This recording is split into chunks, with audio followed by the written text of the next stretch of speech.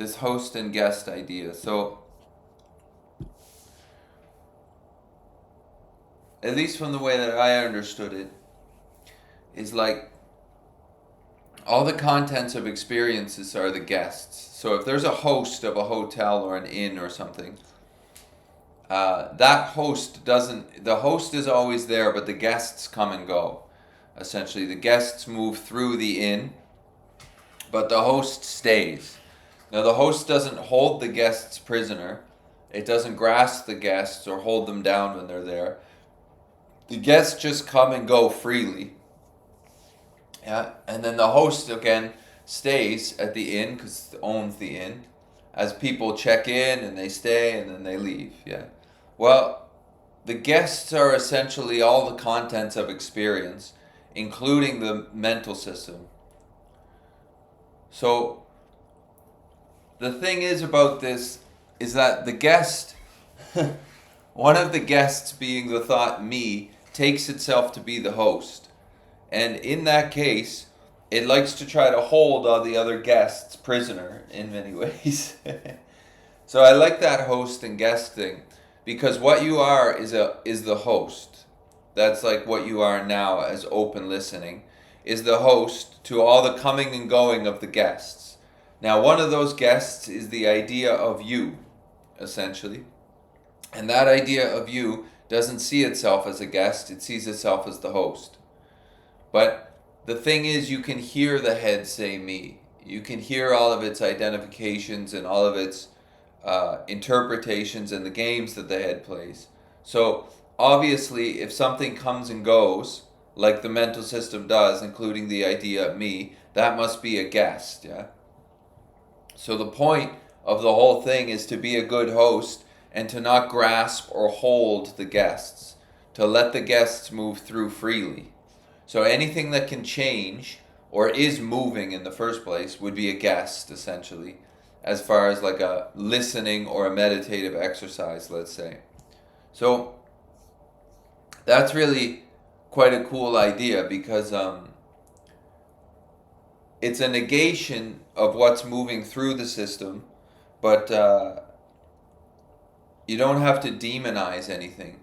You just see that whatever is moving, including the mental system, the body, so body, mind, world, let's say, that those are guests and that they're supposed to be moving through the host.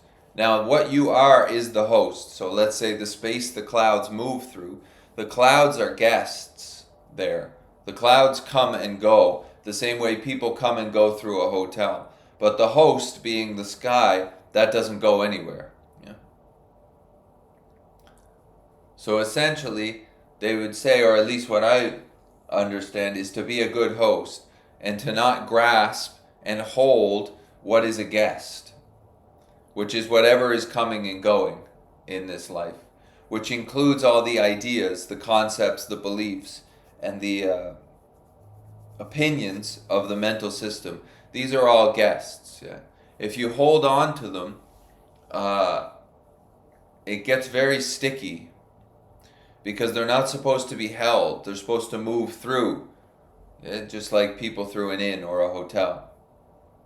But when they're held prisoner as my thoughts, my beliefs, my opinions, then all of a sudden you're stuck to those.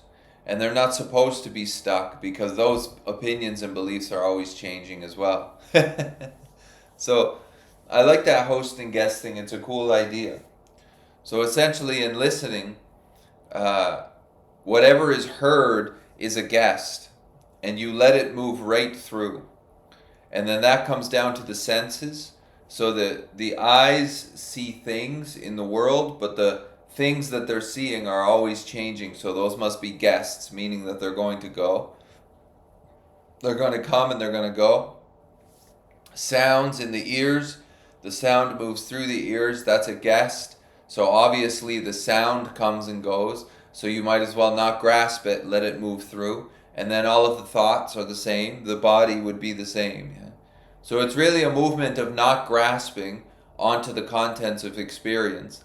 And in doing so, you end up in your hostness, which is the space in which everything is happening. Not by not by changing anything, but by seeing that what you're taking yourself to be is a guest, it's not the host. The mental system thinks that it is the ultimate subject. It thinks it is the host to all experience, but it is mistaken. Because when the head makes itself the host, it's taking itself to be a permanent independent thing. And there is no permanent independent thing called me. That's the me idea comes and goes when I go to sleep, yeah. So that is one of the guests. So we can't grasp on to the me idea. Because the me idea comes and goes, but it doesn't think so, yeah.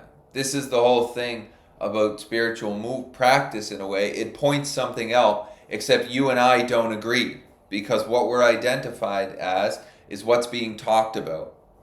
And the head doesn't like that. It doesn't agree with that movement in many ways. So the host guest thing is a cool idea. If you're the host of a hotel, you don't hold the guests down. Yeah, you let them come and go freely. So it's the same thing, really. It's just with the body and the mind and the world. You let them come and go freely. Except one of the things that has to be let come and go freely is the idea of you.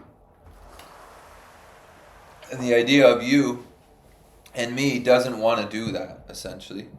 Oh, thanks. I gotta click that thing off. There we go. So that's quite important to see that, I feel. Otherwise, you grasp onto the body and mind, and the body and mind take themselves to be something separate or other than, or individual. And in doing so, the experience of this life gets very uncomfortable. So,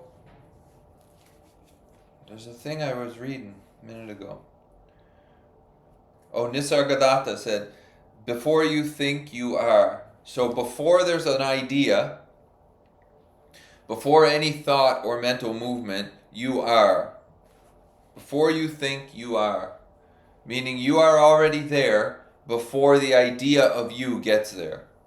So as soon as your head says me or I and makes a movement like that, you're already there. What you are is already there. That's why the listening thing is beautiful, because you can hear every movement that your head makes. So you must be before that, yeah? The mental system must be a guest coming and going through something which is already there, which would be the host. So the hotel is already in place. The guests come in and the guest goes, but the hotel is always there. That's the point. The open listening, what you are before your ideas, concepts, beliefs, and opinions, is always there. So before you think, you are there. Yeah? Before you think, you are. And then he says, in the space, all movements happen. So in the space of open listening, all movements happen. Now, if you grasp onto one of those movements, especially the movement me, and then if you grasp onto that one, you grasp onto all the ideas and thoughts, emotions, beliefs, and opinions that come after that thought. Yeah? So because of the space, in the space, all movement happens. So in the open space of the host, all of life happens. This body, this mind happen, and this world happens as well. Now it seems like from the body standpoint, there's a body here and world there. But obviously, if he's saying that all of life moves through the space, the idea of this here and that there is not the essential, let's say. There's something before that which is unifying these two things, yeah? In the space, all movement happens. Oh.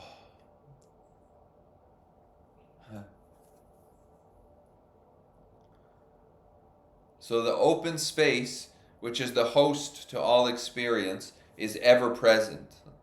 Everything else comes and goes through that, including the idea of you. The idea of you and me comes and goes through the space which knows it. So obviously it's a guest, which is taking itself to be the host.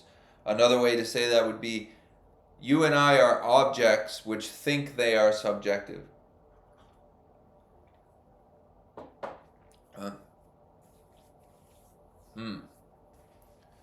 So in the space, all movement happens. And then he says, for any appearance or movement, the space must be there. It's really, this little 2 sentences is quite, says the whole shebang. Before you think, you are. So as soon as your head goes, makes a move, I, or me, or I'm gonna, or I think I should, or you're already there. Yeah, you are before, ever present, before the coming and going of the mental system. That's really great news, because being identified as the mental system, there's this constant idea of trying to become well or become peaceful or something. But if before you think you are, then that you are, which is before any thought, is a super reliable place to sit because it's always there.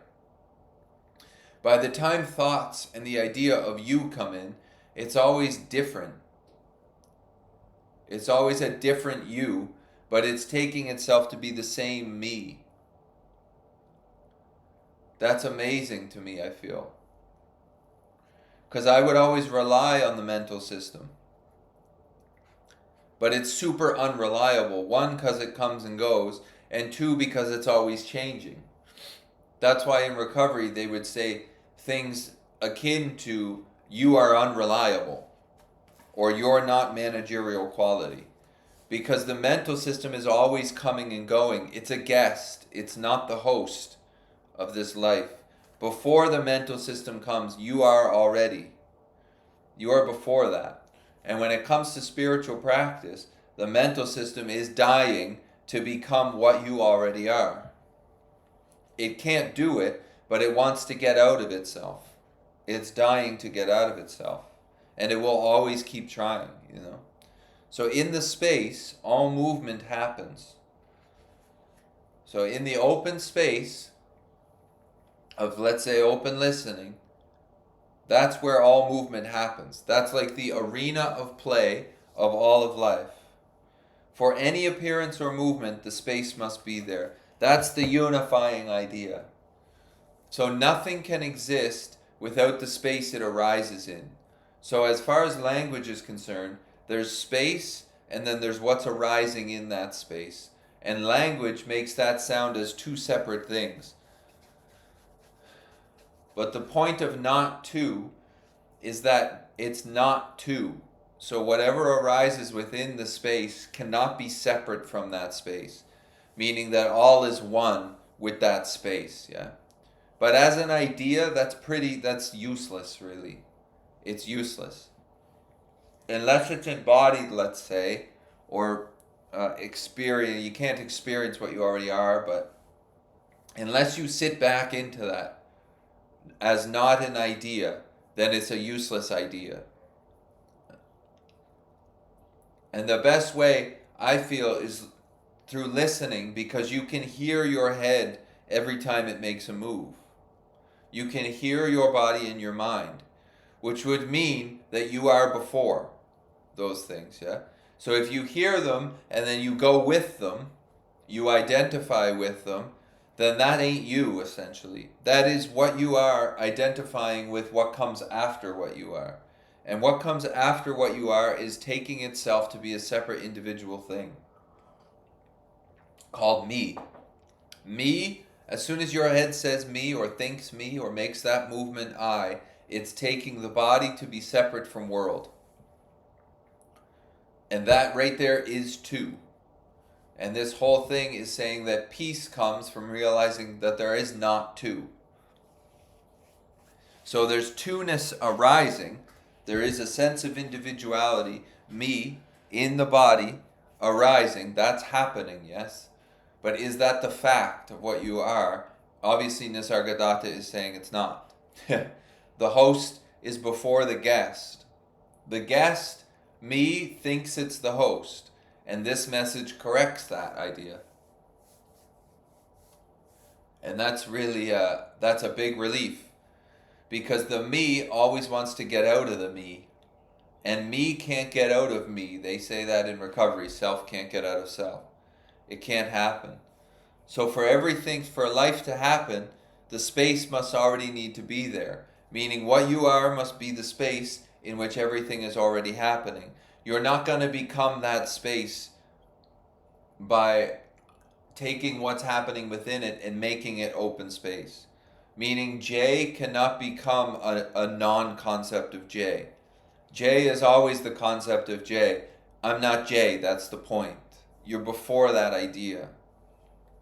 That opens the hand.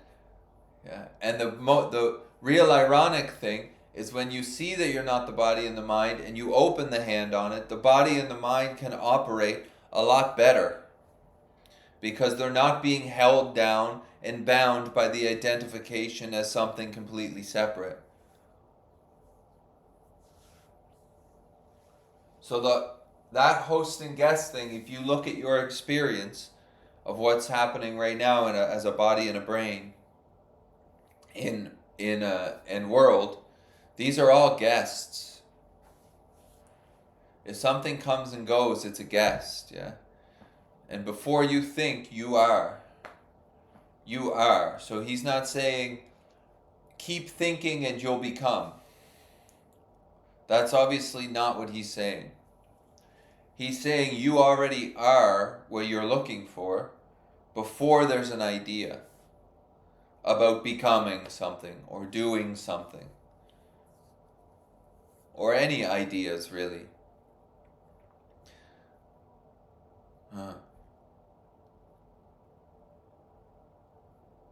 And if we identify only with the body and the mind, we're stuck to that perception of two-ness, which really is the perception of this is an independent, permanent thing, separate from all of this. And in that situation, this life becomes super sticky because that's actually not reality as far as many Eastern philosophies are concerned. So now what's not two, being the fact, is being taken to be two-ness. And now it's this against that, let's say. And the body gets super tight, the brain gets super tight. Yeah. If you see that what's taking itself to be the ultimate subject or the host of this life is actually a guest, you stop grabbing on to the mental system and the body. You stay in the open listening. And the brain, body, and world keep operating, but not being identified as that. It's a lot looser. And that looseness is quite incredible when you've been under, if you're like me and you've been under the identification with the mental system and it's completely thrown your life. Because it's perceiving life through a conditioned response, which is off, essentially. It's distorting life, really, more than anything. It's a distortion before anything else.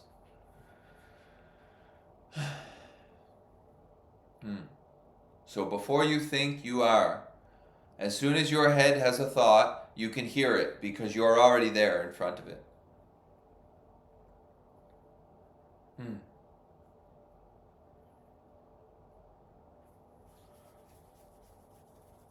Before you think, you are. You don't really need much more than that, I feel. Before you think, you are. If you have faith in the message of not to and somebody like Nisargadatta Maharaj, then that would be enough, really. You would see that all the thoughts are guests, and if you don't hold or bound those guests, let them move through on their own, you would see that what's before them, what you already are, does not come and go. Those thoughts come and go. If you listen to them, you grab onto them, and then they will take you. Yeah? If you don't listen to them and you just stay into the listening without the two, which is like closing the hand on the mental system, they're heard, but they just kind of go through space, just like everything else moves through space openly. And they won't have you, essentially. They won't take the life and put their hand on the steering wheel, let's say. Yeah. Those are two things that I found, yeah, those are nice. If there's any questions, feel free to ask. I don't know if anybody's here or not, but...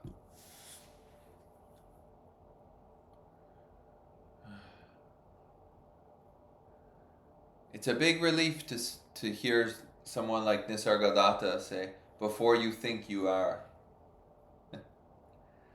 So all the thinking and the learning and the spiritual practice and things, whatever's doing that, obviously he doesn't believe that's what you are. He would believe that that happens because of what you are is already there. But other than that, other than that, yeah. Which is kind of funny because it puts like spiritual practice itself on the questioning stand. What's trying to become something? What's trying to get out of discomfort must not be what you are, if before you think you are. So before there's a thought, you are already. You are already. Yeah? So what's trying to become something? What's putting in all the effort of trying to listen? Who is listening? That's the point. The answer is always me. But you can't find a me. So then, who is trying to get free? Yeah. That's a big relief if before you think you already are.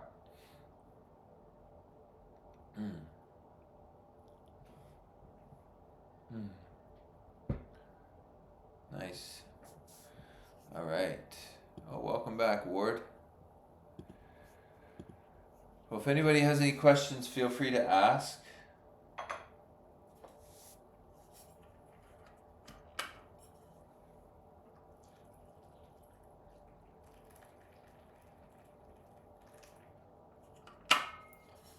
Otherwise, we can wrap it up there for today.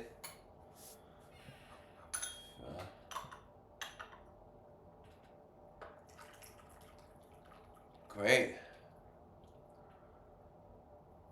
Before you think you are.